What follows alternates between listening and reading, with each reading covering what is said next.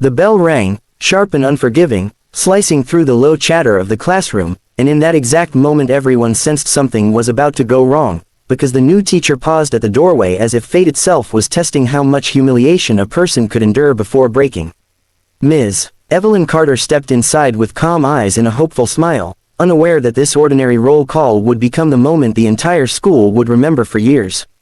She adjusted the stack of papers in her hands, spoke her name softly, and before she could finish her first sentence, laughter rippled from the back rows like a warning siren. No one stopped in time. She had just moved to this town after losing everything she once called stable. New city, new job, new students who already believed kindness was weakness. The class was ruled by a tight group of boys who thrived on control, the kind that fed on embarrassment and fear. As Ms. Carter turned to write her name on the board, a sudden shove jolted her desk.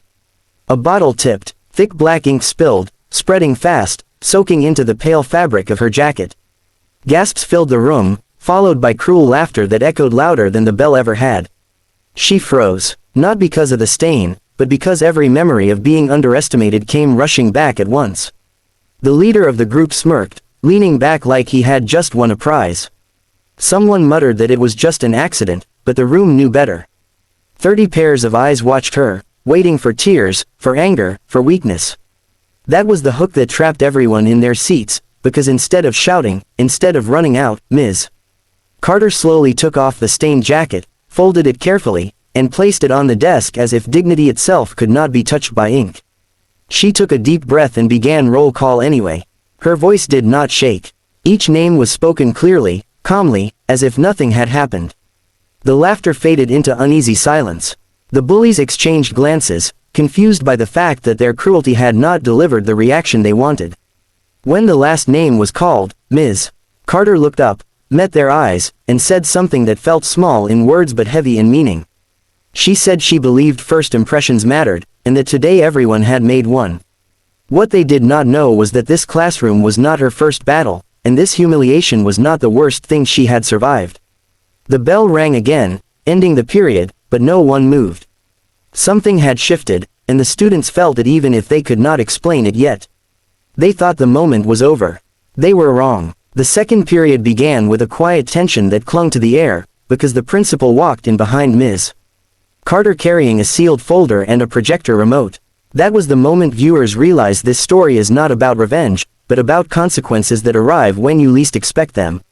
The principal greeted the class, then played a security clip from the hallway camera showing the ink bottle being planned, passed, and tipped on purpose. The room went silent, faces drained of color. The laughter from earlier felt distant and foolish now. Ms. Carter stood beside the screen, not smiling, not angry, just steady. She explained that respect was not demanded, it was demonstrated, and that she had spent years working with students who used cruelty to hide their own fears. She spoke about moving towns, about starting over, about choosing not to respond to hate with hate. Every word landed like truth no one could dodge. The boys who had laughed earlier could not look up. The class was no longer watching a victim. They were watching strength. The principal announced the consequences calmly. Apologies, written and spoken, community service, parent meetings, no yelling, no drama, just accountability. One by one, the boys stood up, voices cracking as they apologized, not because they were forced, but because they finally understood what they had tried to destroy. Ms. Carter listened to each apology, nodded, and thanked them for taking responsibility. Forgiveness did not erase consequences, but it opened a door to change. By the end of the day, the stained jacket hung on the back of her chair, no longer a symbol of shame, but proof that dignity survives even when tested publicly.